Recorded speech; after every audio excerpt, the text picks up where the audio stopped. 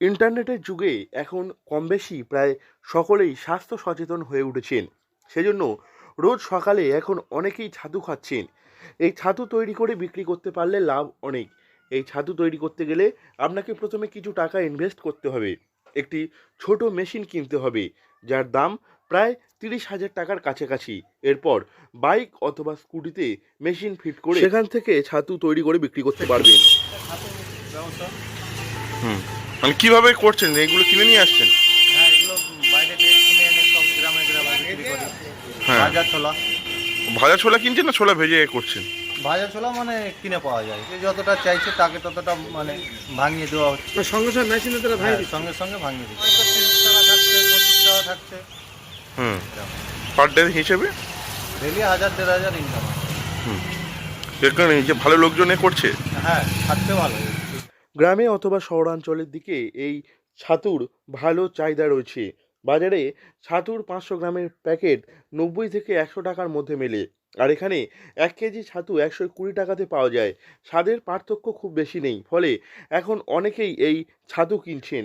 এ নিয়ে এক ছাতু বিক্রেতা আলমগীর শেখ জানিয়েছেন, প্রতিদিন গড়ে প্রায় 1,000 টাকা লাভ হচ্ছে এই ছাতু বিক্রি করে। ছাতু বিক্রির জন্য ছোলা ভাজা কিনতে হয়।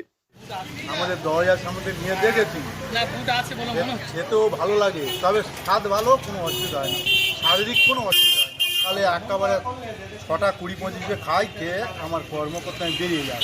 সেদিন আবার মুড়ি খাই, ভালো লাগে। কিনা মনে হচ্ছে শরীরের প্রতি কিনা মনে হচ্ছে? না, একদম ঠিক আছে, কোনো অসুবিধা আর নেই। ছাতুর তো তবে টেস্ট কেনা যে প্যাকেট 90 টাকা করে নেয়, প্রায় খাপে গেছে, অত সুন্দর টেস্ট নয়। ওটা 590 টাকা না? 590 আরে টাকা এটা কম নেয়, না। 1 কিলো 120 টাকা নেয়।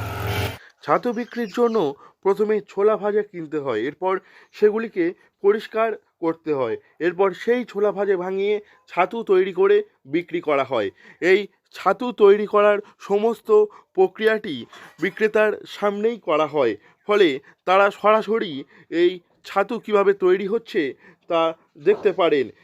এ নিয়ে অশোক প্রামাণিক নামের এক ব্যক্তি জানিয়েছেন, বাজারে বিক্রি হওয়া এই ছাতু কম দামে অনেক বেশি পরিমাণে পাওয়া যায়, স্বাদও ভালো, ফলে এই ছাতু এখন অনেকেই কিনছেন। দক্ষিণ 24 পরগনা থেকে নবাব মল্লিকের রিপোর্ট, লোকাল 18 বাংলা।